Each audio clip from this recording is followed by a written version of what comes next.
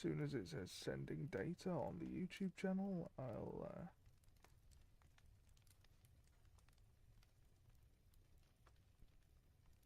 Although it says streaming to Twitch already. Oh, there we go, there we go. Hello, everybody, and welcome back to Tome Raider. I forgot to close the brackets in the title. No big deal. I'm Ollie. I'm here with Dan. How you doing, Dan? I'm well, thank you. How are you? Pretty good, pretty good. Not slept well despite post-con exhaustion. I imagine. How are you feeling after last weekend, actually? Um, I think I'm still recovering from last Thursday getting up there, just because uh, two buses and two coaches in the coolest temperature of the day was 34 degrees. Celsius. So I still can't yeah, believe you logged a fan heater in a suitcase all that distance both ways. Although at least yeah, it was yeah. marginally cooler on the way back.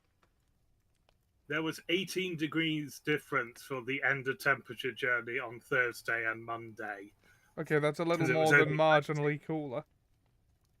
yeah, it's like half the temperature nearly. Yeah. So yes, I dragged that fan heater because if I didn't, I wouldn't have slept for the first 3 nights. Yeah, that's true. Yeah, it was sort of like I was glad I was almost at the sort of like if it hadn't been for going into the buildings when I'd arrived and noticing the aircon, I would have almost dragged it into a couple of the panels, going, I don't know if there's aircon. I'm going to have a fan and be the most popular person in the room. Well, thankfully there was aircon, and was a good weekend. Yes, But yes, it also was. exhausting. That Saturday passed in the blink of an eye. Yeah, Uh, honestly, where did that Saturday go? I don't know. I don't know. But I'll tell you what's happening on this Saturday. We're talking about Animorphs Book 5, The Predator. Because we read that, uh, well, I've read it a couple of times over the last week or so. Well, I listened to an Oh, audiobook at speed, as I do. yeah, Uh, yeah, I've also gone through it twice this week. yep. I read them the first time on the Kindle, then to refresh myself, I go through it in audiobook. Uh, but yeah, I quite liked this one. What did you make of it? It's an interesting one. It sort of well, it takes us into the last perspective of the original group of Animorphs, because of course in the last book we gained an Andalite into the original group. Yep, good old axe. Yeah, yeah. So we go into Marco's perspective, and he is the one who He's the reluctant coined the one. yeah, he coined the term Animorphs and does not want to be one by any stretch of the imagination. Yeah, he's As always a, the let's not and say we did guy.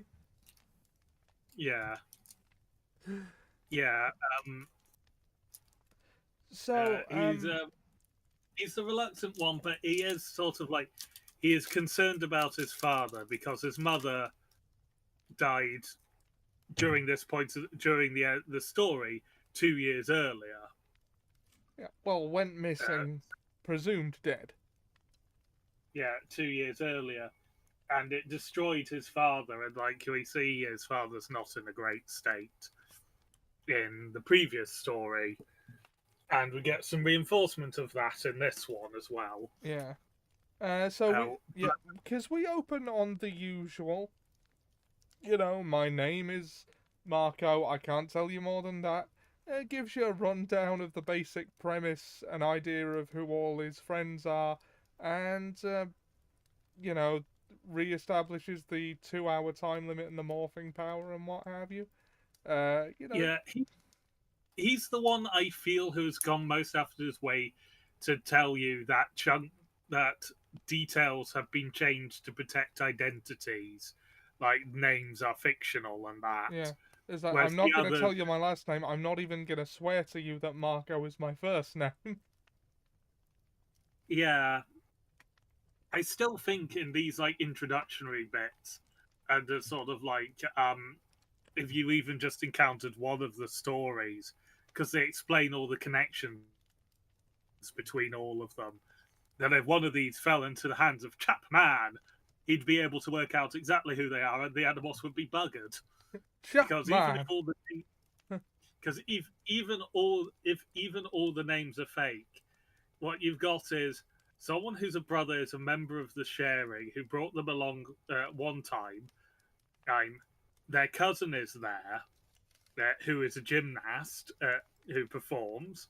Hello, Seb. There's Details have been hello changed to Zeb. protect identity, so this is based on true events. Within the context of the fiction, that he implies that the name he's giving you is not the real one. Yeah, but they still give like and then the daughter of the people who run the local animal clinic and work in the zoo as well, and they all go to the school. Which It they says, name. which is probably the school is Yeah. fiction. The school name is going to be fictional.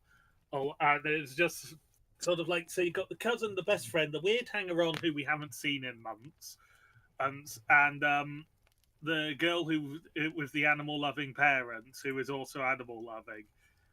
If any of these accounts fell into the hands of Chapman, Chapman. he would, especially as the gymnast, is also a former friend of his host's daughter. Yeah, I mean that narrows it right down. Yeah, they should be able to figure out like within 5 minutes. Yeah, changed names or no, it's it's putting one and one together. Yeah, they've just given too much information for Chapman. You could sneak But into a cage as an animal at the zoo and then change back into human form to make the zoo look terrible. You could indeed do that, Seb. Yes. So, indeed, to an extent, that is almost what it looked like in the first one, because they snuck in behind the scenes at the zoo to acquire Animorphs, and Jake and Marco ended up trapped with a tiger. Yeah. Or tigers. Yeah. And Marco is just on his way home from the local convenience store with some milk and a bag of peanut M&Ms. That's a detail that's in the book, so I included it. When he sees an old man getting accosted by some violent youths. Yeah. And he decides... Sorry? 3 punks, he describes them as. I mean, Yeah. I mean, I get the nomenclature, but I don't think he's using that word correctly. Yeah. We're using it on the American definition, not on the British definition. Yeah. And so he decides, why not? I'm going to turn into a gorilla and help him out. Yeah, and help the man that they're accosting out. It's just sort of like, yeah, help the old man out, not the thugs. Yeah, Marco is the one who chewed out Tobias and Rachel for their stunt on TV. He decides to go on to do this, which involves transforming into a gorilla and throwing a dumpster at these punks. Well, no, I think he just throws the dumpster at a nearby wall to get their attention and then charges them. But he does throw a dumpster. Yeah, he does also throw a dumpster at them later on. It sort of was how I understood it when I went through it. But yeah, it's just sort of like he throws the first one over his shoulder, batters the other two briefly. One of them pulled a knife on him, and he barely felt it. Another pulled a gun. He didn't see where it went. Villainous guerrilla production. That's just Gorilla Grodd. Yeah. But one pulls a gun, fires several shots. They're loud, but none seem to hit him. Knocks out to their hand. They run away. he's just thinking about, right, I better get going and find someplace safe to morph. Yeah.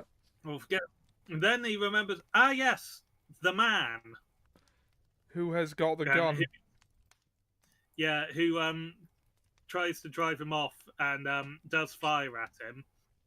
So he just leaves, and the next thing we see is the day after, and they're making their way to Cassie's because it turns out they're going to speak to Axe, who is basically on the edge of the forested land by Cassie's. Yeah. And he complains that he didn't get a thank you and stuff like that, and there is here where he gets then chewed out by the rest of them in his own words for, "Are you insane for doing this?" It's like, Yeah. yeah, He names many superheroes that he was making reference to. Yeah, basically all of them. Yeah. That were popular in the 90s. And what was happening while I was playing Captain America? I think. Yeah. Yeah. Yeah, it's just. So Marco gets chewed out, and he also gets distracted briefly by Rachel, because she does a couple of somersaults along the way to seeing Axe. She gets distracted by, which I think fair enough. As they say in the text, it's hard to talk with someone who's doing somersaults. So yes, they make their way to the field because Axe has basically summoned them because he wants to go home and he needs their help to do it. It's the idea. The gorilla pulling no, the old man pulls the imagery of a gorilla using a gun is hilarious. You must have loved War for the Planet of the Apes. Yeah. All several episodes of The Flash. Yeah. CW's The Flash, because this is repeated gorillas with guns full gorilla scale. Oh, that one episode of Legends of Tomorrow I told you about, where in the pre-credits sequence, Gorilla Grodd goes back in time to kill Barack Obama before he can become president. Yeah. That is the pre-title sequence. Yeah, and then the legends go back and sort of very polite towards Obama and thank him for things that he's not done yet and won't for about another 40 years. Yeah. And not in the sarcastic Republican way of thanks Obama. Because, of course, so one of them is Sarah. There was increased protections for LGBT people and that. Sides, an aside and an aside there, but yes. So yes, better class they learn criminal. Yeah, they learn that Axe wants to go home, and it will require a ship, and it's 82 light years away. Is the Andalite homeworld. So, galactically speaking, the Andalite homeworld is actually quite close by. Because, like, our next nearest planet is 4 light. Next nearest solar system is 4 light years away. Hey, so 82 is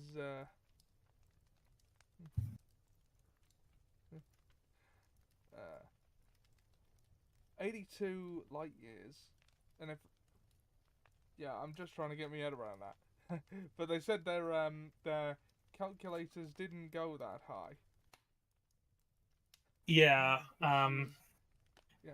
You used to need a dedicated device for that.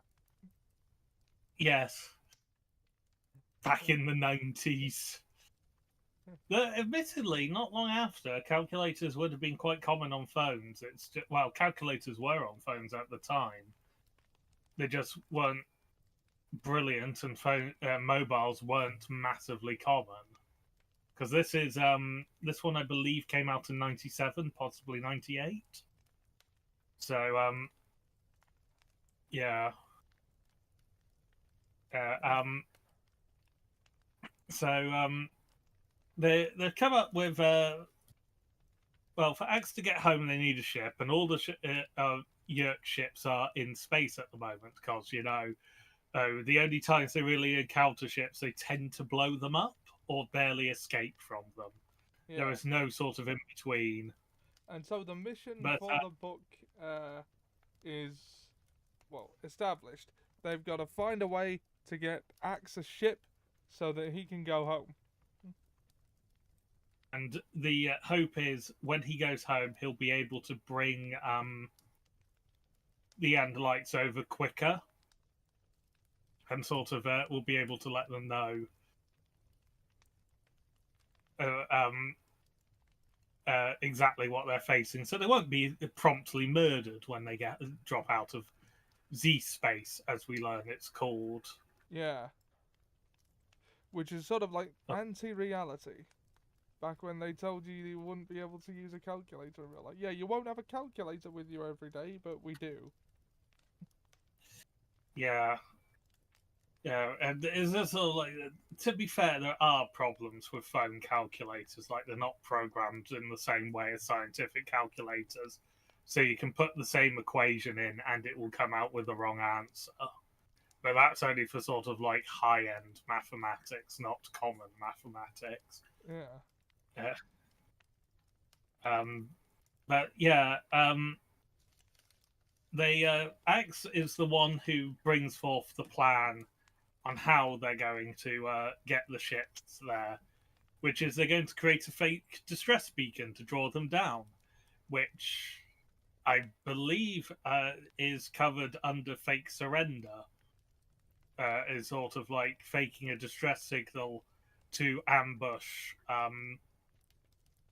opponents Yeah. is technically a war crime. Yep, that is yep, that is a war crime. Yeah. Schools always worded So, their valid point terribly. Also, it is good to have a strong level of mental arithmetic for on the fly. Just schools always worded their valid point terribly. Yeah. yeah. Oh. Yeah. But yeah. So they decide to commit a war crime this week. Oh, this story, Yay. which means that they're so far doing better than Anakin, Ahsoka, and Obi-Wan in the Clone Wars, who by this point into their efforts were approaching a dozen war crimes.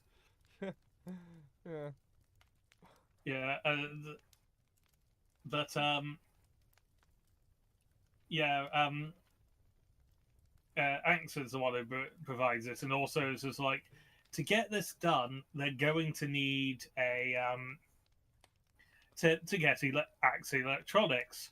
So they. So they're going to have to take Axe around people. Oh, I love these bits with Axe.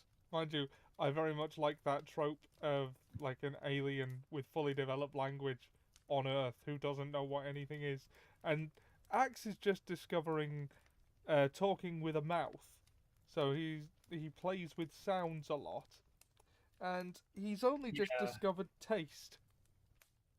Which Well, we'll come to that because that is going to be a headache for them going forwards yeah, in this story. He, says when the battle droids decide to execute their prisoners because they don't believe their surrender is genuine, it might be my favorite. Oh no, um, I assume you mean the alien thing might be your favorite trope, not battle droids. yeah, Is it? I must yeah, procure some gelatin infants. Gelatinous infants. yeah. The battle droids part is in relation to our talk of war crimes, as is the written by George Lucas. Yeah, That was about it. yeah. But so I believe after this it skips to them on the Saturday, where Yeah. they're going to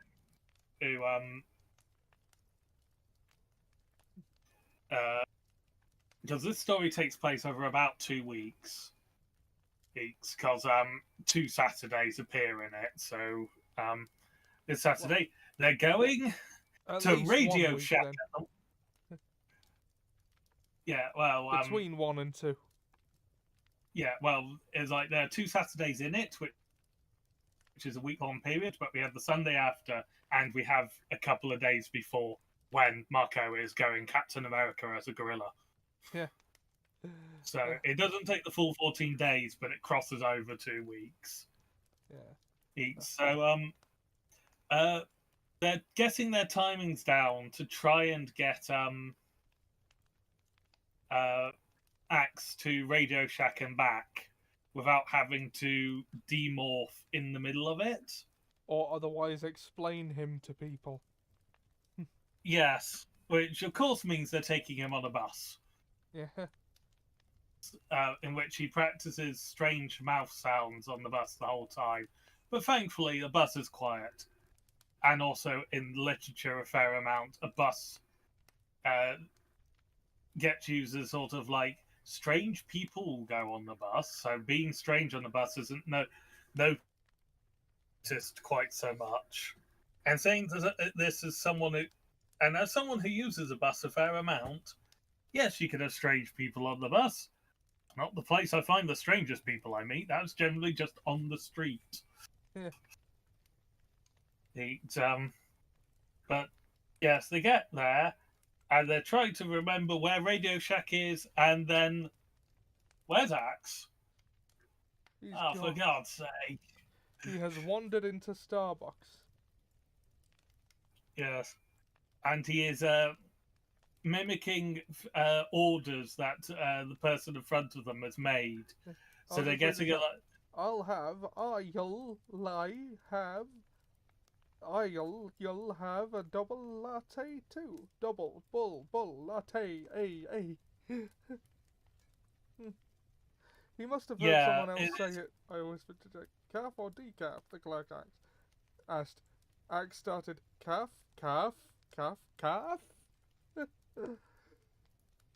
Yes. So yes. Yeah, X continues to mimic behaviors, like putting the lid on it and then trying to drink out of it, but he doesn't realize that there is a hole in it that they needs to drink out. That is how you drink out of it, is via Not hole. that kind of gorilla, said Captain America would make a great gorilla. He understands asymmetric warfare very well from his military service. He understands the appeal of K or Fee, says Seb, which is, of course, a Supergirl reference. Yes, or Martian Manhunter's father. Yeah. K or Fee. Yeah. And Axe is very impressed with the flopped-on coffee lid. No spills, ills. And I quote, "This was the coolest thing Axe had ever seen. I guess coffee cup technology hasn't advanced very far on the Andalite homeworld. Probably because they don't have mouths, and so drinking is not a big concern, but whatever the reason, Axe wouldn't shut up about it." Yes. So they get to they finally get to Radio Shack, which, my God, that feels like a dated reference nowadays, doesn't it? Yep. And then he drinks the coffee and discovers the sense of taste. Yeah, he is having an absolute blast. Yeah. Oh, taste, he said. Taste, Axe said, contradicting me. Taste. He drank his coffee and we rushed him to Radio Shack. And it's established that Axe is very advanced when it comes to technology. He basically sees all human technology as primitive. Yes, and like something a child should be able to come up with. Yeah, he oh, what was the phrase I was going to say? Yeah, finds everything in Radio Shack that he needs for the most part, apart from a Z space transmitter, and he is flummoxed that they don't know what Z space is, let alone have the technology for it. And it's just sort of like, what do you mean you don't have space? Look, we don't have space travel. We might be able to invent one in a couple of centuries, but that doesn't really help us. And then they go and pay for the stuff for Radio Shack, and the Axe is like, "It's empty. What do I do now?" And Mark is like, "Just throw it away." So of course he lobs it at a member of staff. So they apologise on his behalf, say he has a condition of uncontrollable tremors, and his staff member was like, "It's fine, as long he's left already." And it was just like, "What? Ah!" Axe drained the last of his coffee. Taste, he said. I would like more taste. I smell things, I believe. And, yeah, he wanders off, and,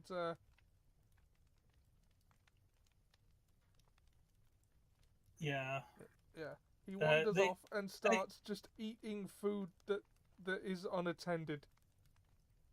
Yeah, he goes to the food hall and causes a scene, which includes narrowly dodging a mall cop, and then throwing a donut at his head or something.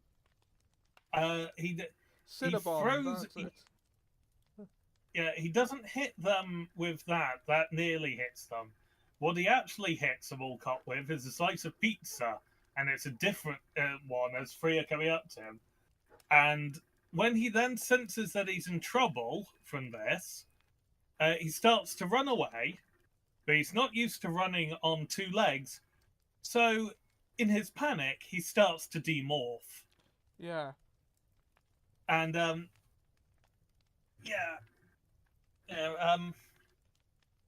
unsurprisingly, this causes an absolute panic in the, Although, I think one of the mall cops says Andalite, which betrays him as a human controller. Yeah.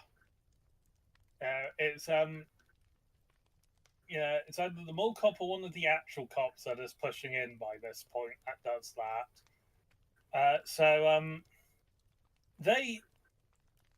Marco and Jake manage to yell out, run, and does actually run, and then they get out into the car park, and Axe Fort speaks of, "Where to now?" And Marco's just like, "Oh, now he wants to listen to us." Yeah, and that's because they'd already told him about 5 times not to wander off since the coffee incident. Yeah, and they end up. I think there's tear gas involved, isn't there? I don't remember the tear gas when I went through it. I might be thinking of another incident. Yeah, what happens is they manage to basically peg it across the car park, hidden from view for the most part of it. But the only place they can end up is a supermarket. Yeah. Which they go in, and Marco's like, "Well, I'm not going to be able to hide them here." It's just sort of like, "Hang on, I've got an idea." Yeah, he has two ideas very close together. One of which clearly shows that this was written before or 2001. Because what he does is he starts yelling, "Bomb! There's a bomb in the store." Yeah. Yeah, it's like, that's bad as it is. But in like a post 9/11 world, that would likely get him tackled or shot. Possibly. For trying to warn. One person who did see them, it was a mother and child, and the child was like, "A monster," and the mother like, "That's just a pretend monster." America. It was just sort of like, yeah, there's probably some film shooting going on. What of it? well, California is ostensibly the state they're in, so that's just California's weird. It yeah, and Marco's other great idea to hide when so because he wonders why the police aren't in, then figures because Axe was spotted. It's like the police controllers are probably making sure no normal police come in while they try and grab the Andalite. Yeah. So of In course, America, it's a miracle none of the animals have been shot yet. yeah, they've been shot at in a couple of the books now Yeah, by including this America. one, I think. Yeah, well, the gorilla at the beginning. Well, oh yeah. Yeah, so they've been shot at by humans a couple of times at this point. Like, not even human controllers, just humans.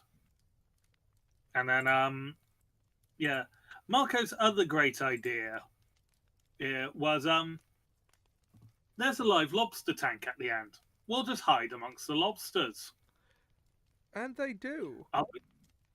Yeah, and it's not a pleasant experience morphing into lobsters. Like Marco describes wanting to scream for most of it, but Yeah. he's already lost his mouth by that time.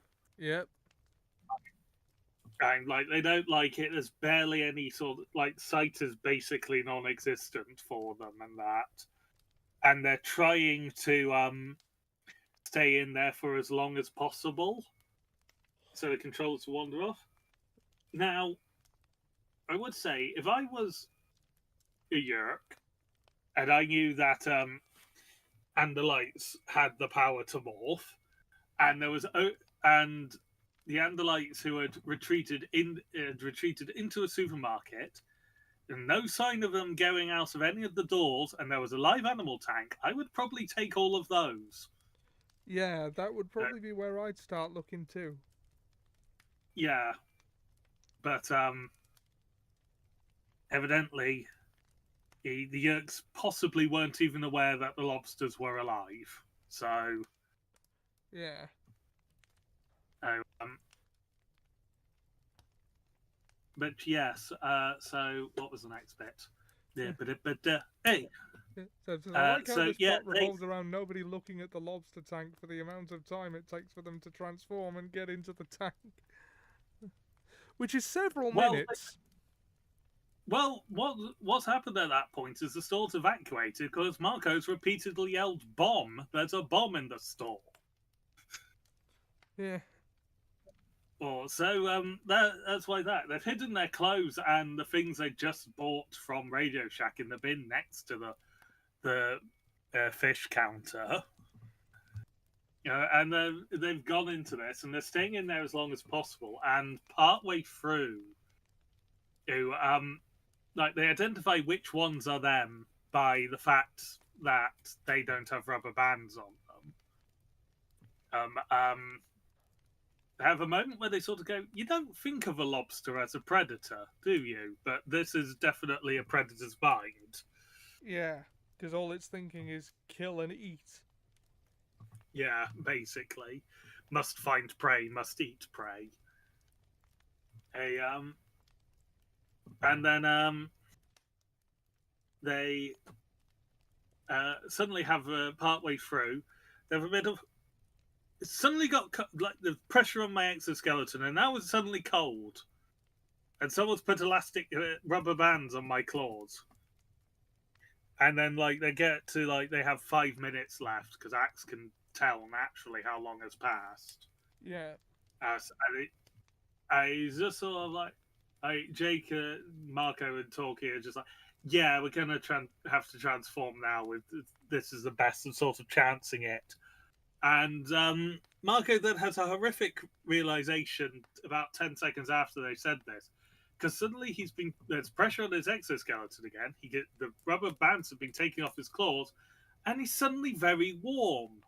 Like the air around him has suddenly got very warm, and it's just like, oh no, we're about to be dinner. Yep. because someone in under 2 hours of a bomb threat being yelled at bomb being yelled at a store has managed to buy lobsters and get them home. Yeah. Oh, and luckily they bought all three of the of Axe, Jake, and Marco. They bought six in total, and just happened to get all three of the Animorphs in there. And yeah, this woman is given the shock of her life when the lobster she was just dropped into the pot grabs hold of the edge of it and starts transforming. And then two in her bag start transforming as well. And it's just all like, ah, ah, ah, ah. Yeah, And they she's try to sell it to us. panicking. You're just dreaming. You're just dreaming. You're all right. You're just dreaming. I wouldn't tell anyone about this, though. People will think you're crazy.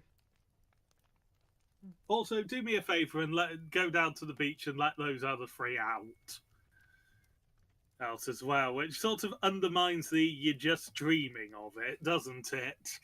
Yeah. And yeah, they have another meeting where, without a space transponder, they conclude that the device Axis built is useless for it. But Axe explains like what the size of it is, and they realise that Chapman will have a device with with several of these transponders in it. Several of them are backups. It So they're looks like they're starting to going come. back into the Chapman. The Chap Cave. Yeah. So yeah, and not. But they They can't get in as do. a cat again because that's been blown. They also don't want to put anyone at risk. So they get the idea to acquire some ants. Yeah, and yeah. Possibly the So worst decision they've ever made. there's some contenders for that one. Let's be honest. But yeah, as goes on, I believe Marco at this point is again trying to get out of this, but he sort of gets pulled into doing it again, Yeah. and he says Oh he'll yeah, do. this is the part where he goes to Jake and goes, "Look, this is the last time. Yeah. After this, I'm So done. I've done enough. We can't keep taking chances like this." yeah, I don't want my dad to be burying To be visiting or to two be graves, is what he said. next year. Yeah, because yeah, so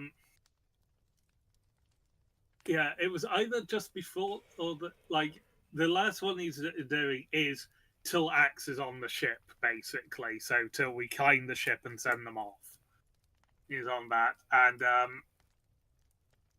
calls out that, and all of them sort of underestimate just how bad the ant idea actually is. Yeah.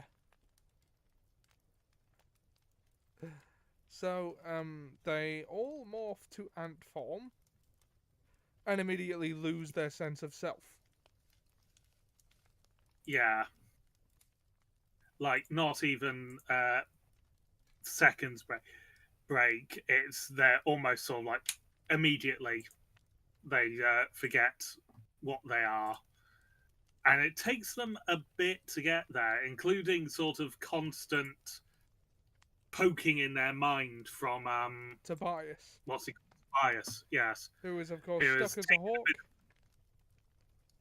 who's taken a bit of a backseat again in this one. Yeah.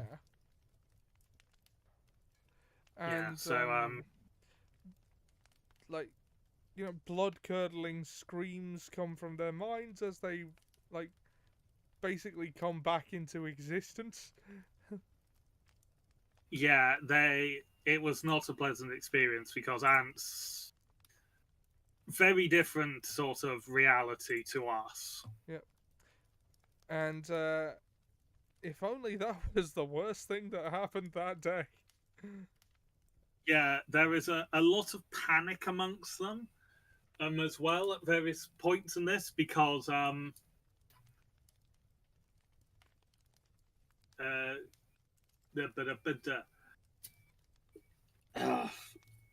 because everything smells of the enemy, and that's what was initially driving them away. Eh, Yeah. Enemy ants, that is. yeah, That'll be so important in a bit. yeah, but they push down on that because a bit we should mention, just a tiny detail as to why they think this ant plan is going to work, is the Z space transponder that they need is roughly the size of a pea. That's why they think they can go in as ants and get it out again. And it's not a huge piece of technology. Yeah. So that is why they think this is a good idea. The fools. The fools! And they do get So in. they get in through the tunnels of the enemy, who that is what we'll be referring to as the other ants for this moment. And it's just sort of like, okay, we've done it. Excellent. And Marco moves away from the rest of them to make sure that when he transforms back, he's not going to squash them. Yeah. And he does that, and he gets the weird feelings, of course, because it's like, God, was that just me a minute ago? And he's looking at his friends who are still tiny ants. Yeah. And as Jake goes, we know you can't hear us because you don't have, you're no longer morphed. But if it's safe to morph back, flick the lights, because he's just turned the desk light on next to what he thinks is a fax machine. So he does that. The others transform. Marco continues looking through the desk, looking for papers, things like that might have useful information. Axe is messing about with the fax machine because that is not a fax machine. It is the communication device that they need to rob the components from. And Marco's like, "There's nothing here." Axe then taps a cube next to them and is like, "Oh, computer. That is the computer, is it?"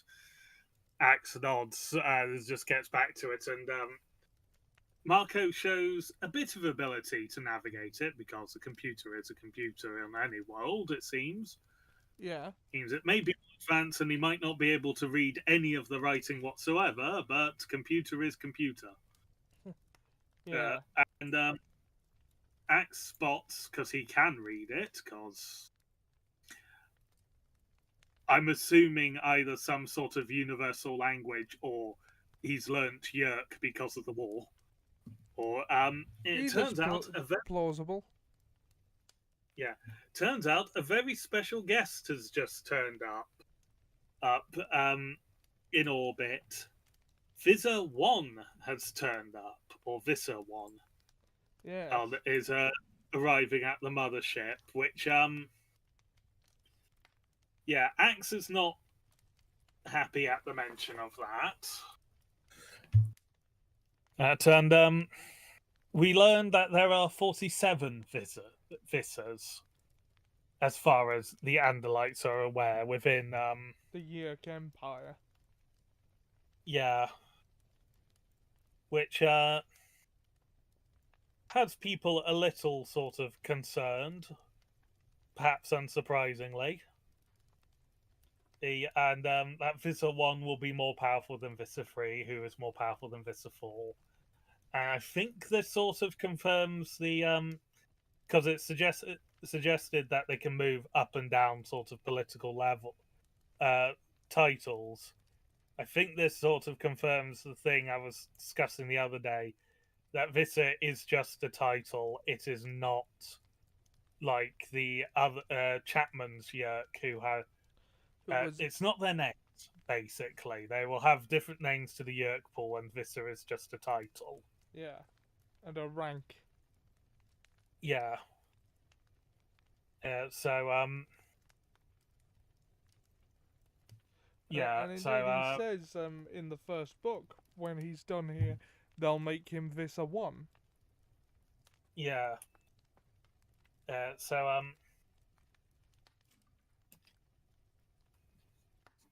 yeah. They get the bit. They put it near the crack in Chapman's basement that they came in through to get out again, because they're doing all this while Chapman is at the sharing. That's it. Um, but they're still worried about being caught in his house. If they were really that worried, they wouldn't have had whole conversations in the basement. Yeah, Axe, Cassie, and Rachel get are doing the heavy lifting and the carrying of the the Z space transmitter, yeah, while Jake and Marco are, oh for God's sake, essentially in front, scouting out and moving quote unquote boulders out of the way, aka grains of sand. yeah. Uh, Which are boulders to yeah, them at that point. yeah. So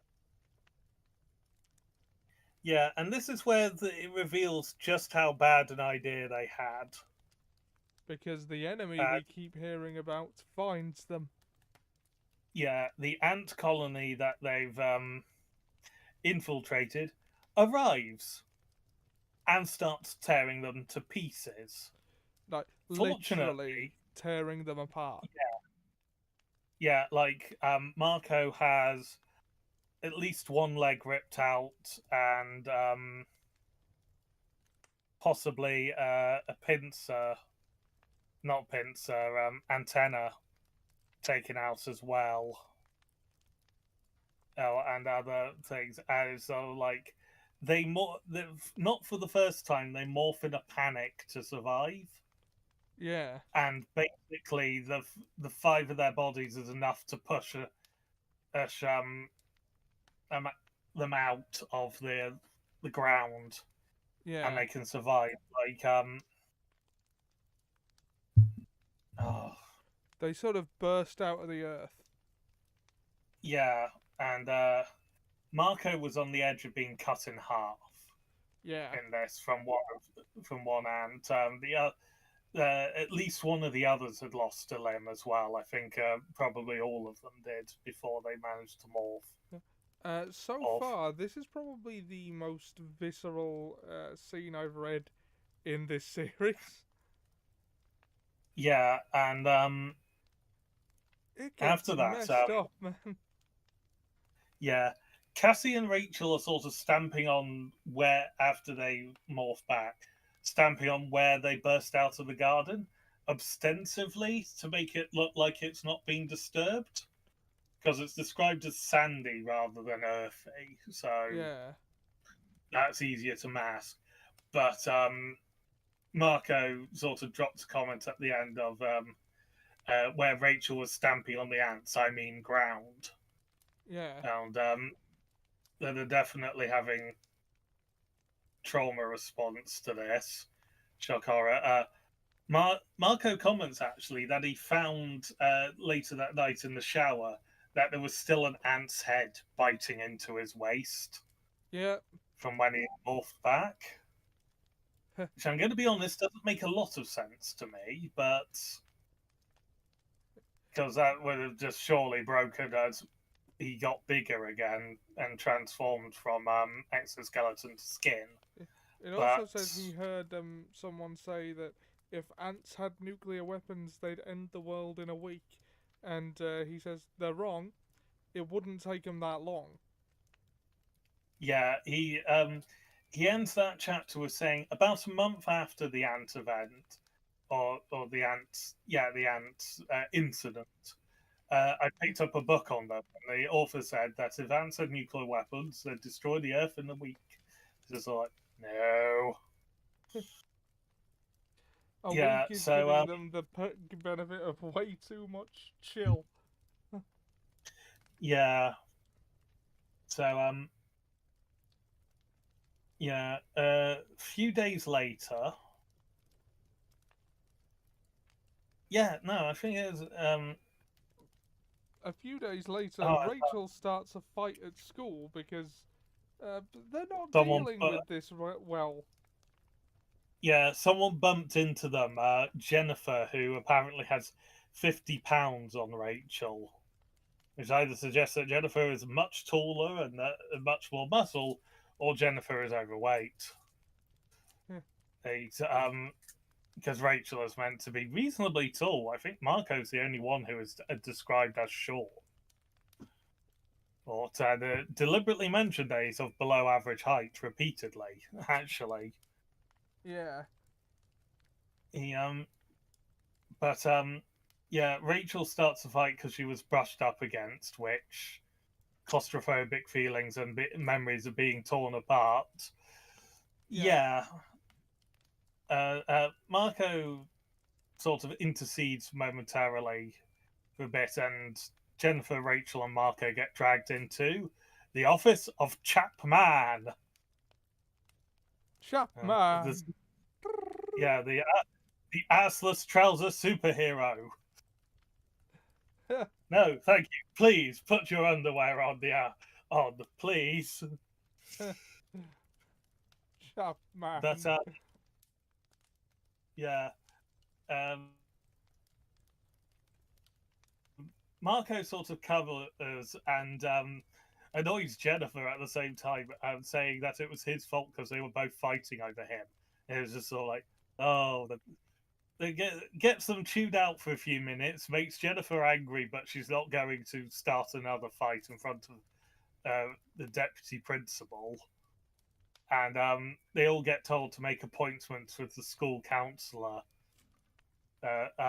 Marco in part did that because he was worried that Rachel was going to spill the beans. It was like, yeah, no, I left it out because of not dealing with trauma from always being ripped apart from transforming into an ant and robbing your house. Yeah. Else of the Z-Wave transmitter we need to stop the Yerks. So it was just like, I didn't think Rachel was going to blab everything, but then again, I didn't think Rachel would pick a fight with Jennifer, so here we are. Yeah. A lot of And things Rachel that no one ever expected are happening today. Yeah, so Rachel admits she admires Marco's ability to sort of come up with stuff like that on the fly and such. Oh yeah, that's just reminded me of two other bits that sort of Marco mentions that I think are worth. Don't really have an impact on the story so much, but I think are worth adding. One, Marco doesn't really remember what Tobias looks like outside of his in this human body. So a reminder that Marco didn't know Tobias that well beforehand, and it's sort of Marco says this is sort of like, it seems like Cassie and Jake are actually going out. They're just not sort of saying anything about it. Yeah. Now, so yeah, so two things that are relevant and to the overarching narrative, but not so much to this singular one. On Yeah, so no, this yes, is very much Marco's story. yeah. So they meet up the following the Saturday of that week to enact their plan and to call down a ship. So they go and one place they have to work out is where can they do this that doesn't link back to them. so they decide to do it in a nearby quarry, which seemingly is abandoned again. Because Yeah. my God, do they just love abandoning places in these things? And so many Words. quarries as well. What are we in? Power Rangers? Yeah, Power Rangers where you can breathe on the moon because the moon has because in Power Rangers the moon has an atmosphere. Ah. Yeah. Sorry, that was a very different aside there. Ah. uh, So they go to this yeah, quarry. They decided to do it in an abandoned quarry. They're setting up an ambush to steal a ship. yeah, and they start turning into They're their gonna twack a bug ship. yeah. I've not heard that So they word turn used in in years. yeah. So they turn into their Oh, is that battle okay. morphs How is of this? Switch.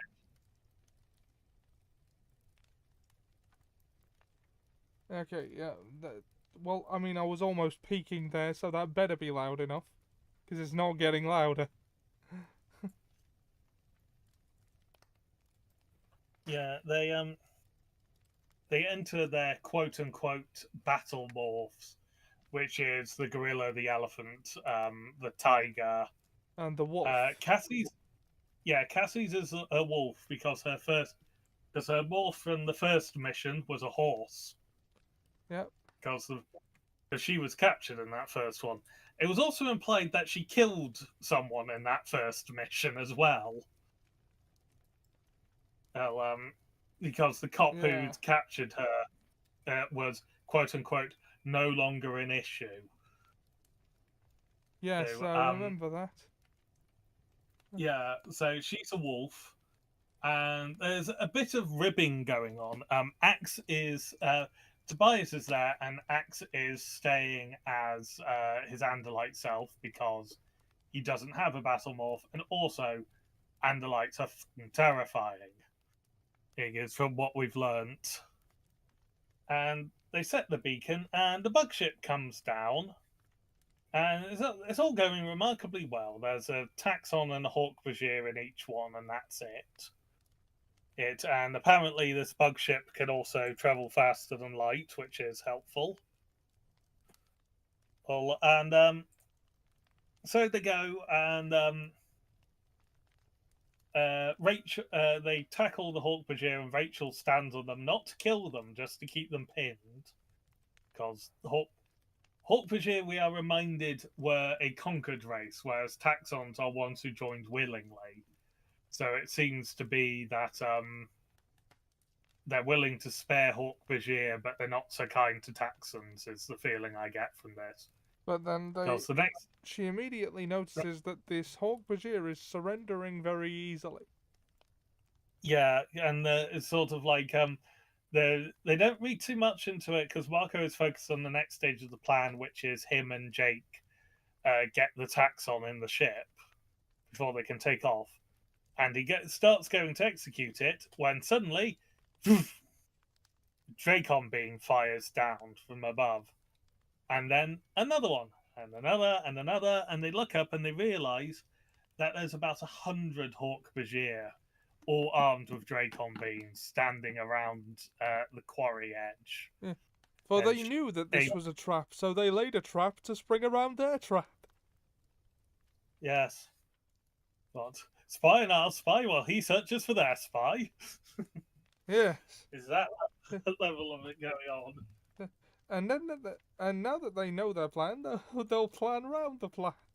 Yeah. But yeah, because shock horror, the Yerks are intelligent and have thus learnt to go around this and that. And Visor 3 appears, is shock horror, because the villain, the overarching villain who must make an appearance every week, to gloat basically, and say, "Did you really think we did not change our frequencies and the lights?" And Axe doesn't know the no talking rule. Yeah. So So he snarls at this point. They managed to stop him responding on the first time. It's just like, don't talk to him, don't give him anything. yeah, And because Axe manages to stick to that for the first time. Visifree is surprised to see Axe as he recognizes him as a quote unquote little one, so young child, older. And the agent's like, are the Andalites so desperate that they're sending their children in to fight? Yeah. yeah, So, but he's just sort of like, I would demand that you demorph now, but I've got an important guest above, and I would love to parade some of these species. So looks at, he's like, and he compliments Jake again on the tiger because he's mentioned, or he compliments Jake on the tiger because, as he mentioned in book 2, he quite likes the tiger form. He said that to Chapman over the holographic chat when well, he liked the cat form as well. Yeah, and it's just sort of like that's the smaller one, or the one that attacked the Yerk pool, isn't it? Whereas essentially it's just like, oh, I liked that form. Yeah, that form, we must remember, almost bit one of the 8 heads off of his form at that time. So yeah, he's sensible to respect the tiger. But Yeah. so he takes them up, and the ship doorway sort of spreads open enough to get an elephant on board as he takes them up to the Yerk mothership. There was another thing said in this, and that's where Axe sort of snaps at them, and this is where he's like, why are you the only one who talks? And they take you up to the ship so that they can be paraded in front of Jerks sound like a New Yorker saying jerks. You jerks. Yeah. Well, it's a double E, so it's Yerk. Yeah. But yeah. Visifree also gives them, is not meant as a gift because it's just sort of like as it swings round, but they do get to see the Earth from space on the ship, which is sort of like it's an experience that they all quite enjoy because there's like Cassie admits that she always hoped to see the Earth from space. Yeah. And well, like as last sights before you die go. Yeah, it's not meant as a gift because the ship then swings round and their view focuses on the mothership, which is described basically as a giant ball on 3 legs. And Axe points out he's doing this to drive you to despair. And they say, well, he's doing a pretty good job of it. Yeah, and Marco again sort of says, what? Surely we'd be able to detect this for satellites and stuff. It's like, normally it is cloaked. We wouldn't even be able to see it normally, but he wants to make us despair, so that's why we can. And we've also learned that the cloaking requires Z-space technology as well. So just a little tidbit on the world building. It's either Dracon or Z-space when you want absolute bullshit going on. What is the science mumbo jumbo of the week? I believe it's Dracon's turn, sir. Yeah. As opposed to the dilithium crystal or subspace. A good old fallback. But why is this happening to the ship this week? It's some sort of subspace anomaly. Yeah, it's every week. I was hoping for something a little more specific than engineers speak for I don't know. Yeah. So they're dragged onto the ship, and they are kept sort of under guard. That was the phrase I was looking for, because they're not kept in sort of a cell, but they're kept slightly apart, and they are notice sort of like there's groups of taxons and groups of Hawk-Bajir in different coloured uniforms, one red, one gold. And this is where we learn that the Hawk-Bajir in the golds are generally much bigger than the ones in red. And there's also there's alien species we don't get descriptions of or names that they haven't seen before. And there's also several human controllers about as well, though they seem to be in the gold.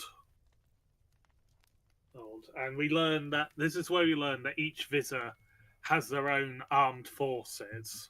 Yeah, so what we've been seeing so far are Visser 3's private army. Yeah. Well, I think what we're seeing are Yerk forces put at Visser 3's command. It's sort of like for the general ones we've seen. Because we've not had mention of them being in red uniforms from what I can remember. Oh, yeah. So I'm thinking like each of there's like the general Yerk forces, and then each Visser has a core that is loyal to just them. That has a lot. That has a lot less. They're a lot less numerous than the general Yerk forces. But of course, we're following Marco as the POV. He is the most reluctant one, and he has yet to have his. And well, he wanted to stop doing this, and he has yet to have his narrative justification as to why he can't stop doing this. So here it comes. Here it comes, about as subtle as a freight train, and I still kicked myself for not figuring it out earlier. Because realistically, it was the only way they were going to do it. Because we they see meet Visser Visser 1. Yeah. We meet Visser 1, who has a human host body. A very specific human host body. Marco's mother! She's alive! Yeah. And basically a hostage. Yeah. Marco is oh yeah, we missed out the part that Marco had a nightmare after turning into a lobster of playing video games with Jake, and Jake beating Jake, but only because Jake was actually eating a lobster, and then his own stomach was ripped open.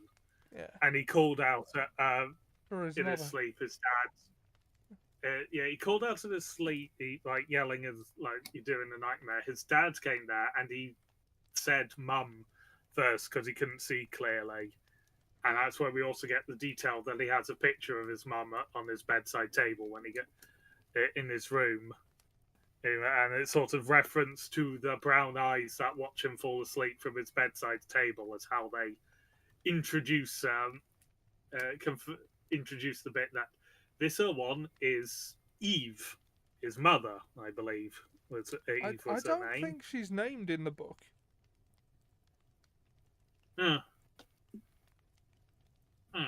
Okay, where the hell did I get Eve from? Are you looking at synopses on a wiki? I do that. No, sometimes. not today. Not today. I have on a couple of the previous ones. I'm but not sure. I don't know that she isn't named, but I didn't know what her name was. Maybe it's just me. Yeah. Yeah, it's Marco is actually shocked into sitting down as a gorilla. Jake well, Jake is the only other one who ever met Marco's mother, so he's the only one who knows why. And he agrees not to tell. Yeah, but he is. He also has to be the voice of reason to stop Marco doing something stupid. Because Marco's instinct is to just yell out via thought speak to his mum. I mean, you can't exactly blame him. It's like it's the next day is the 2-year anniversary of her going missing and being presumed dead.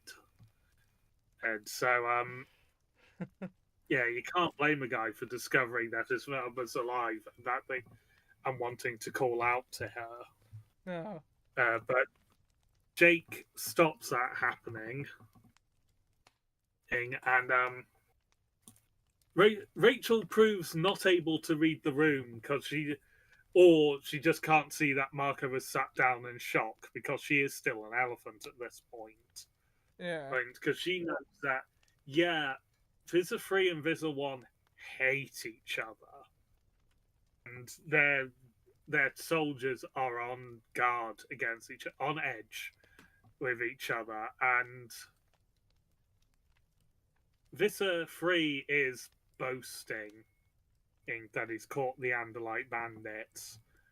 And Visor 1 is saying it. What took you so long? Yeah, it's basically chewing him out to an extent, but Visor 3 is just all like, Visor 1 is just all like, I quite like the orange feline form. Or it's just like, it's called. No, he makes comments about the Marco's biped form. It's just like, It's called a tiger, gorilla. you fucking idiot.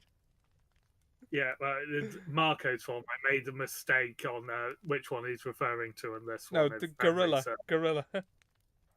Yeah, it's called a gorilla. Gorilla. It's just sort of, yeah, if you actually took a human host and spent some time learning about the planet you're meant to be conquering, and it's just sort of, what, and trade to a weak human body. It's just sort of like, well, I managed to facilitate this invasion by taking on the human body. And yeah, so Visor 1 was the one who started this invasion, but Visor 3 is now in charge of it. Yeah. So and, the Animorphs are escorted to a cell and they start making a plan to try and escape. And, you know, yeah, it's become a bit of a formula at this point that they will agree that all is lost and say, well, at least something along the lines of, we can at least go down fighting and make this hurt them. Yeah. There was a moment where the forces of Visor 1 and Visor 3 almost came to blows. Those in front of them. But that didn't happen. There was think about the cereal box I found. It looks like these two mortal enemies have agreed to a truce because they both equally covet the cereal. Is this what that Facebook message was? Ah, yes. Oh, Seb. Yeah. Sorry, Dan, you were saying. I got this. Yeah, the guard has been quadrupled on their cells, and they're talking about, right, how do we get out? We're running out. We've not got a lot of time. How do we get out? Marco genuinely suggests that they turn into ants again, because that should work again.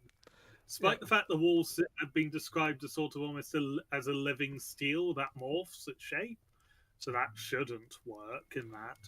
But before they can start demorphing, Tobias is willing to sacrifice himself for the others to get away by transforming into ants and escaping, leaving him behind because he can't do that. And then as they're sort of discussing it, because they're going on like, right, then we will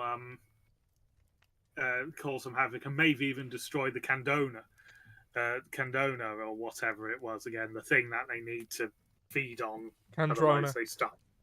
Candrona. Close enough. Yeah.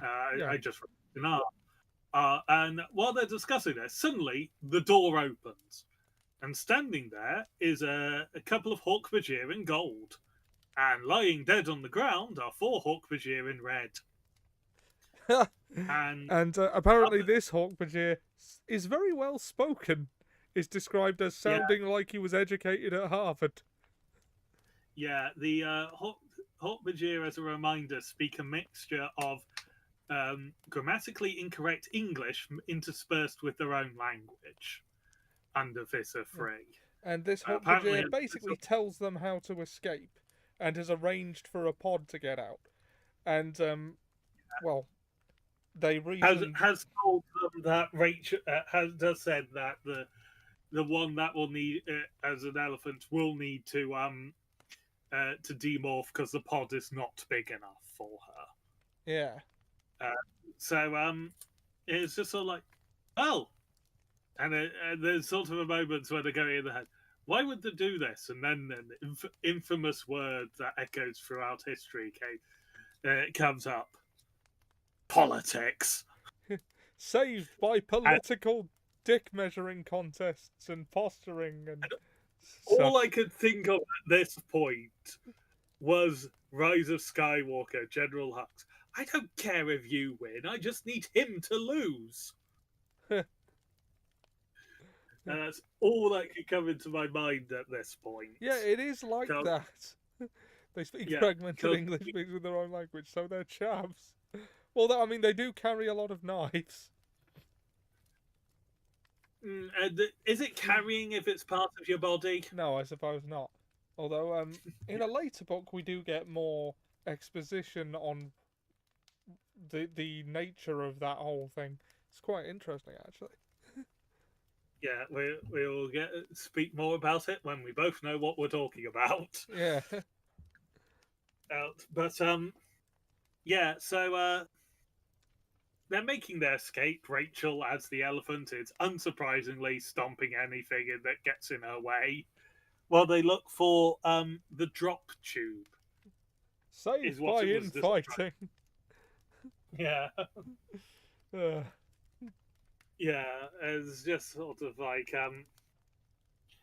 yeah. The thing I was going to say is we cannot assume put any suggestion that Marco's mum put any influence on Visa One to set them free because she knew Marco was knew one of the prisoners was her son Marco, because they don't know that her son is Marco, that Marco is an Animorph or was captured. To them, they are still a group of Andalites. Yeah. And Visa 3 has said, now, I could put you in the body of put 6 loyal lieutenants in your ears, but then again, why would I give any of them the ability that I have? Yeah. It seems he is reluctant to have other Andalite controllers out there, but it's also like, if it were to happen, he'd want them under his control. But at this point, he doesn't seem to have made his mind up about it, because he gave the order to imprison them, but he also said, if they try anything, kill them. Yeah. So, I'd say he's leaning more towards he doesn't want any Andalite underlings that may betray him. So, admittedly, that leaves 4 of them safe to use because they're human. Yeah. Yeah.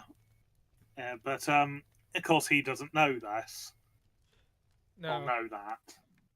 And they really want to keep that being the state of affairs, which is why they don't speak to him. Yeah. So they're making their way through, and they're trying to figure out what on earth is meant by a drop tube. But Rachel figures it out by walking into it and immediately dropping. Is what they call lifts or elevators. They are drop tubes. It seems that you think of the number of floors you want to drop, and that will the mechanism will stop you there. We learn from Axe that this is how like Andalite technology also works, is a mental component to it. So Marco comments that it's just sort of like as they're rushing down, going past the human controller, we must have had a bizarre moment where he sees an elephant, a wolf, a gorilla, an Andalite, and then a tiger drop down in front of his face. Yeah. Which, yeah, that would cause sort of a slack-jawed expression. So they escape, and we go to Marco and his dad at his mother's grave, and he doesn't tell his dad anything that went down. but his dad does seem to be trying to pick himself up again. He says he's aware that he's not been a good dad to him, and he wants to try and do better. He's managed to get his foot in the door for another job. Well, he's spoken to his old boss because we learned earlier on that he was an engineer slash more of a scientist was sort of the phrasing of it, Yeah, and he's got the only whole been Chinese doing calendar. Yeah, you got the whole zodiac on that ship. yeah. So it's like he's trying to get back to his words. He might not be in the same position he was, but he's going back to his more sort of technical, involved, hands-on field of rather than just doing temp work as a cleaner. Like when money starts to get tight, he Yeah, starts getting. He shows signs that he's getting better and moving past it. Marco ribs him a bit about as if you know anything about computers. It's almost sort of like, bitch, please, I've forgotten more about computers than you will ever know. It's like, yeah, then how come I always beat you at Doom? And it's just sort of like, I let you beat me at Doom. It's like, yeah. yeah, let's go home and find out. Yeah. It's a nice moment. It's a nice moment to end on. Yeah.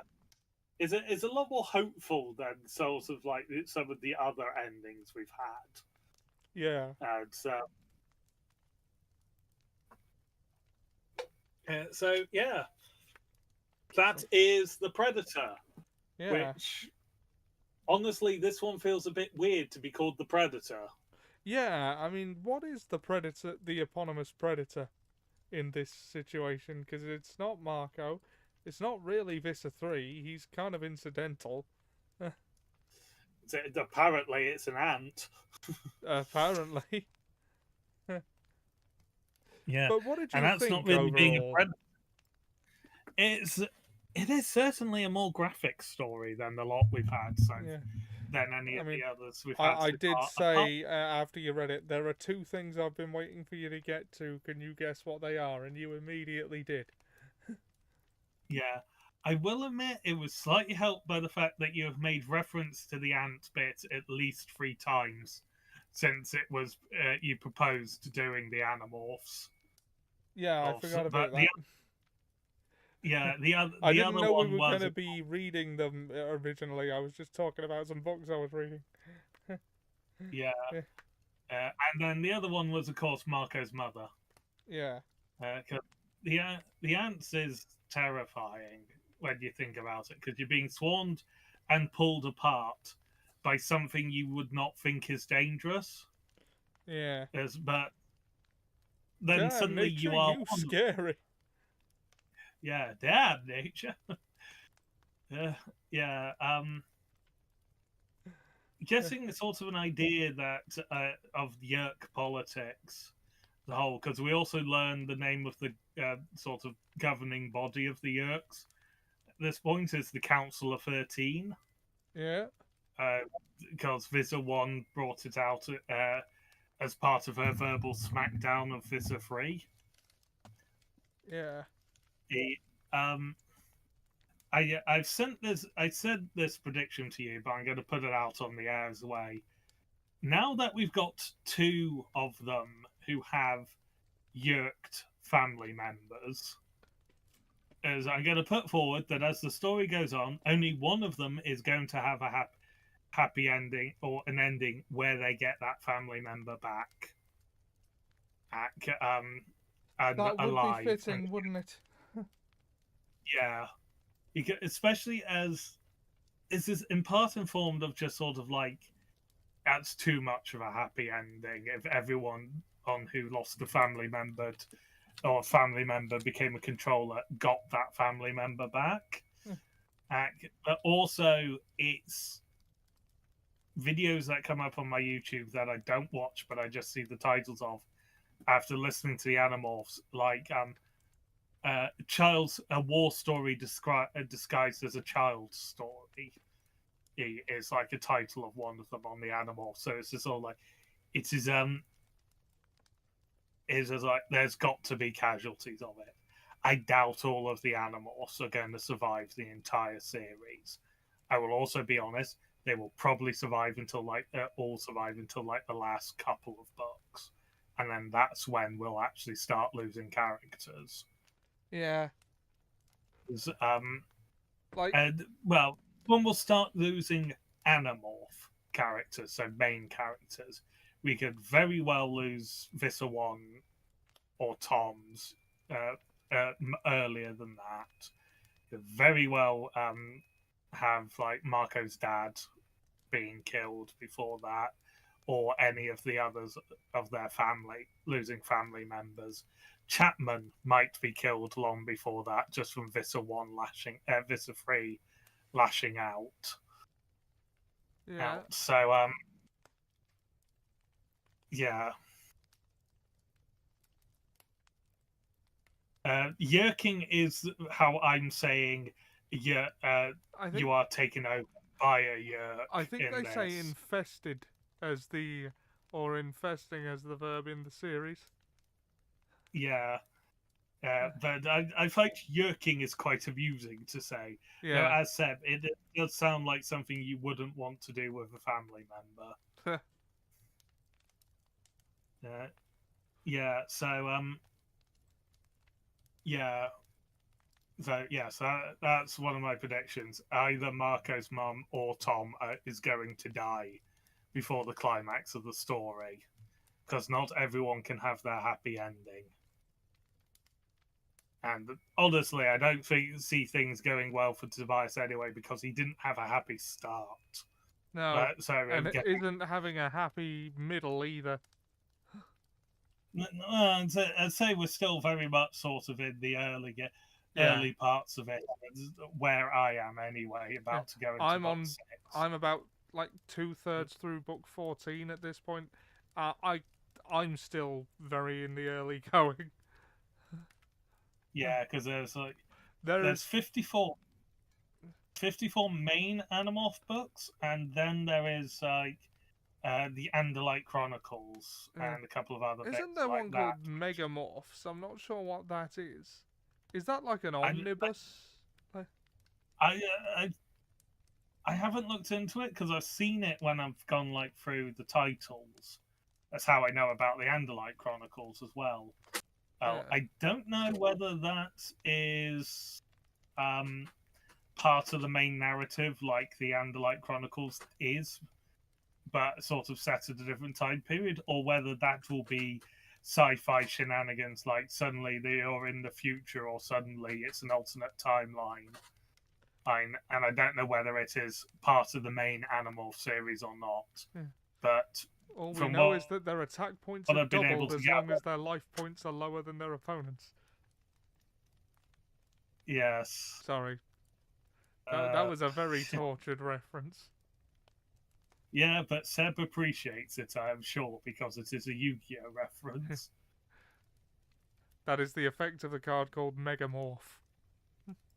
Yeah, yeah, but yeah, I enjoyed this. Well, it's hard to say I enjoyed the story when it's just all like bomb threats, almost boiled alive, almost ripped apart by ants, and almost dying, except being saved by politics. This one packs a lot in, doesn't it? Yeah, especially as it's only like 64, 65 pages on my one, which means it's 120 odd. Yeah, it's one of the So shorter books. Yeah.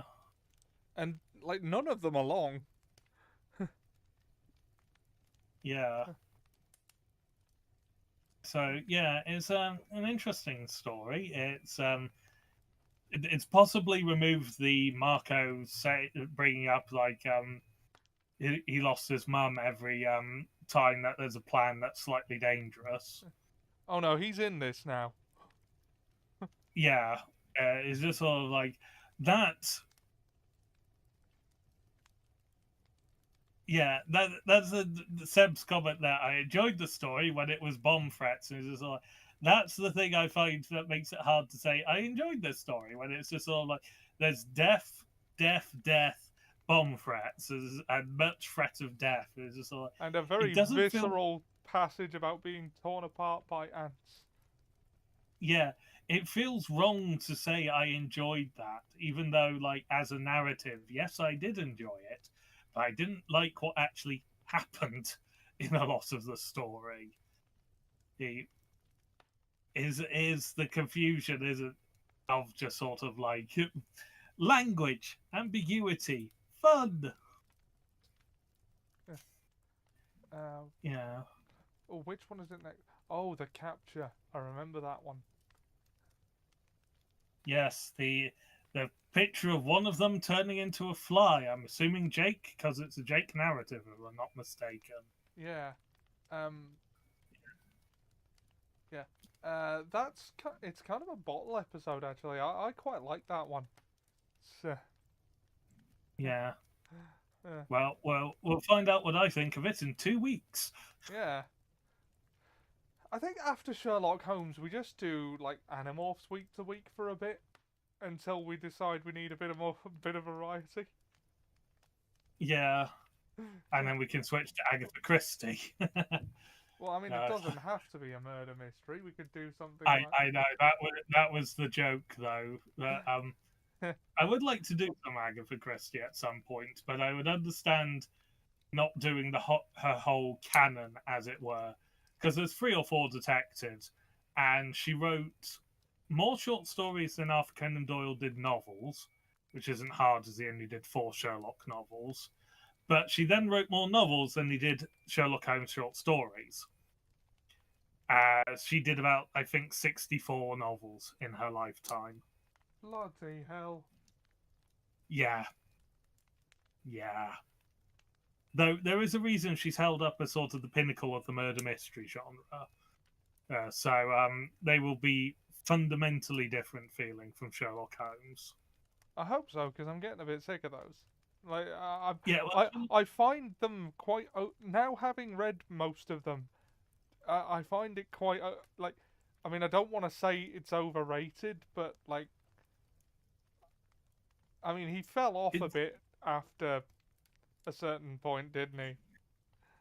yeah, well, there's gonna be one that's going to be substantially different, I'd say, to the because it's his war record in the next one, so that should hopefully be different. Yeah. And God, I hope it is. Otherwise, that's gonna be a pain. And yeah, and then possibly us binging all 12 in a week to just go, right, we're free. We're free.